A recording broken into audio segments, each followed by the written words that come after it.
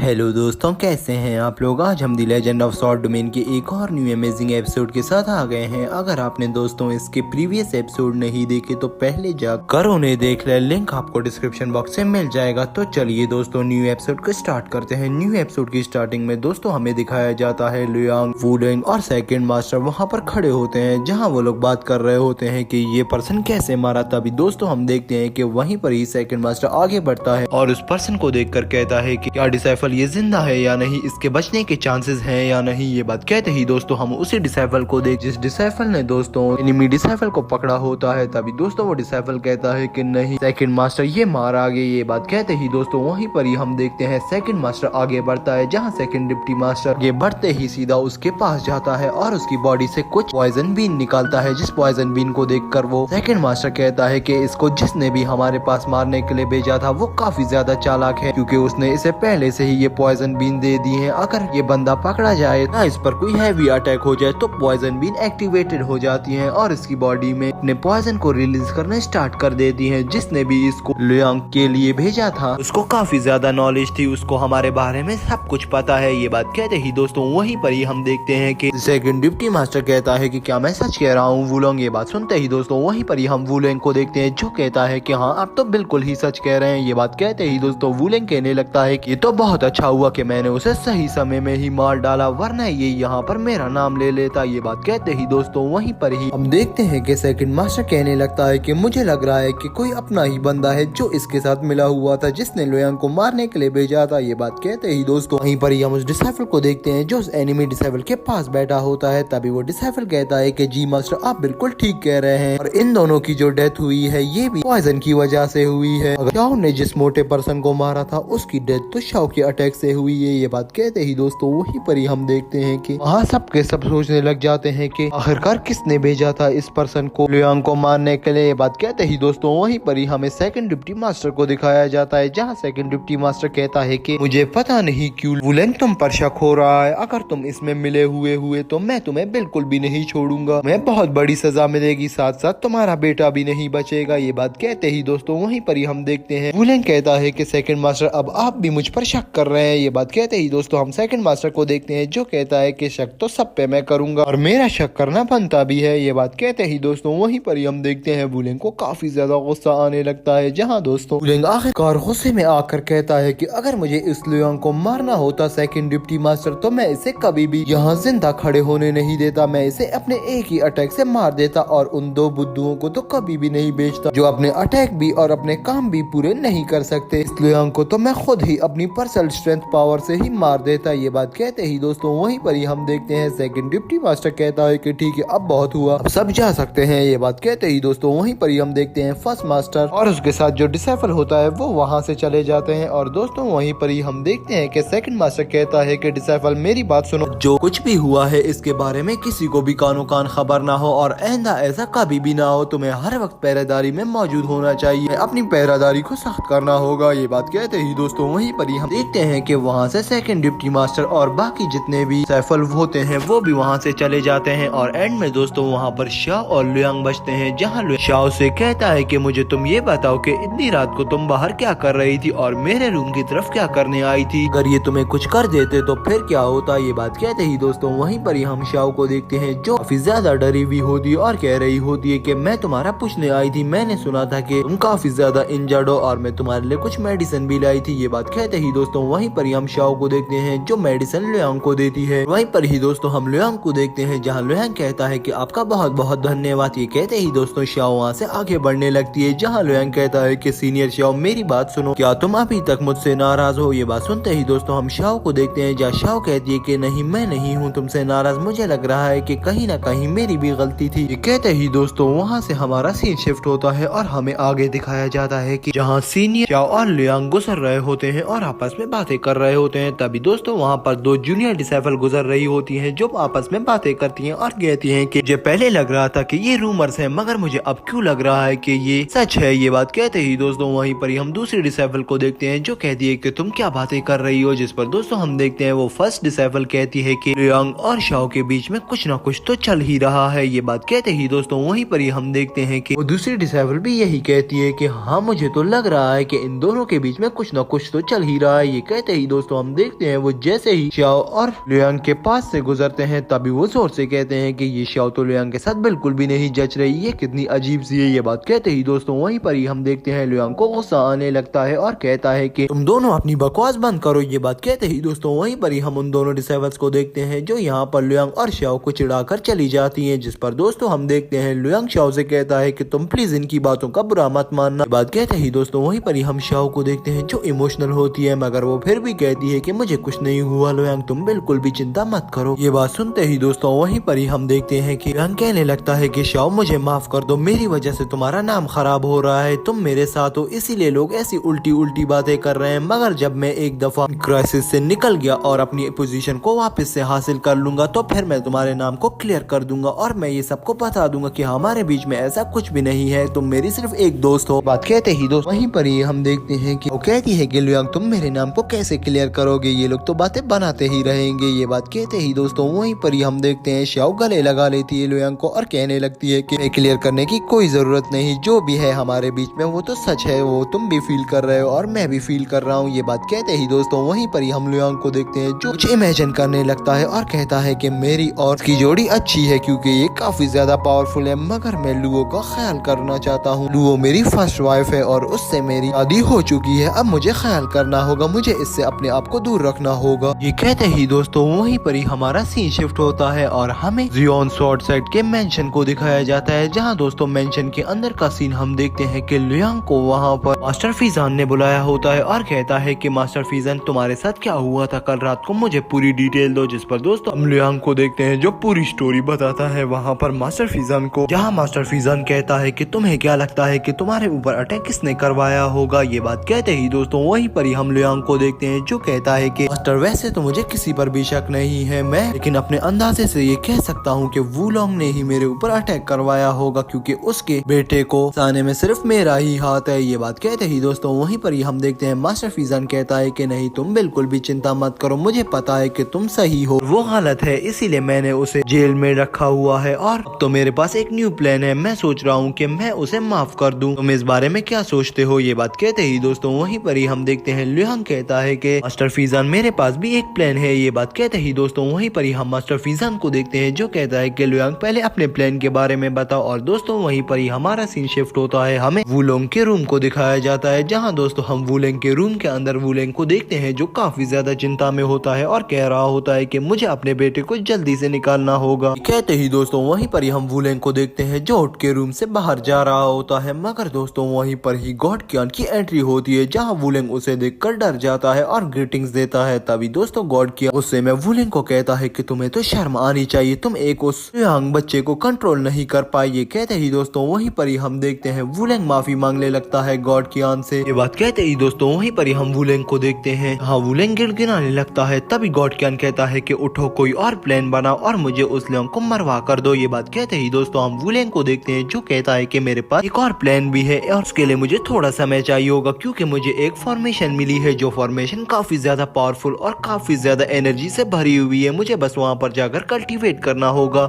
या मैं वहाँ पर जाऊंगा कल्टीवेट करके अपनी पावर्स को और ज्यादा तेज कर दूंगा और मैं वहीं पर ही झांसा दूंगा लियांग को और लियांग को बुलाऊंगा कि ये जगह काफी ज्यादा पावरफुल है और कल्टीवेशन के लिए अच्छी है और जैसे ही वो वहाँ आएगा मैं उसे मार डालूंगा। ये बात कहते ही दोस्तों वहीं पर ही हम गॉड कियान को देखते हैं जो कहता है कि जो भी करना है जल्दी करो, मेरे पास समय नहीं है, जल्दी से उस लियांग को मार दो। ये कहते ही दोस्तों वहीं पर ही हम देखते हैं गॉड कियान गायब हो जाता है और वहाँ पर ही हमारा सीन शिफ्ट होता है और दोस्तों हमें आगे दिखाया जाता है कि शाओ अटैक्स को रोकने की प्रैक्टिस कर रही होती है। तभी वो एक अटैक को रोक रही होती है जहाँ सारे डिसेबल उसे देख रहे होते हैं दोस्तों, मगर वो अटैक काफी ज्यादा पावरफुल होता है। अभी वहाँ पर लियांग की एंट्री होती है जहाँ लियांग कहता है कि शाओ देखो मैं तुम्हारी मदद करता हूँ, जिस पर दोस्तों हम शाओ को देखते हैं जो लियांग से कहती है कि जरूरत नहीं है, मैं खुद भी कर सकती हूँ, मगर दोस्तों लियांग वहाँ पर उसकी मदद करने के लिए आगे बढ़ता है। अभी दोस्तों वहीं पर ही एक डिसेबल भाग कर आता है और लियांग से कहता है कि जल्दी आए, उन लोगों ने हम पर अटैक कर दिया है। ये बात कहते ही दोस्तों वहीं पर ही हम देखते हैं कि लियांग आगे जाने के लिए तैयार हो जाता है। तभी शाओ कहती है कि लियांग तुम आगे रहो, मैं तुम्हारा पूरा साथ दूंगी। ये बात कहते ही दोस्तों वहीं पर ही हमें आगे दिखाया जाता है कि वहाँ पर टीम मास्टर देख रहा होता है कि सारे बंदे मरे हुए होते हैं और वहीं पर ही दोस्तों वो शील्ड को ब्रोक करके अंदर घुसता है और हमारा ये एपिसोड यहीं पर ही एंड होता है। तो अगर आपको ये एपिसोड अच्छा लगा तो इसे प्लीज लाइक कर देना, वीडियो को शेयर करना मत भूलना। तो चलिए मिलते हैं दोस्तों किसी अच्छी और नई वीडियो के के साथ। तब तक के लिए दोस्तों बाय।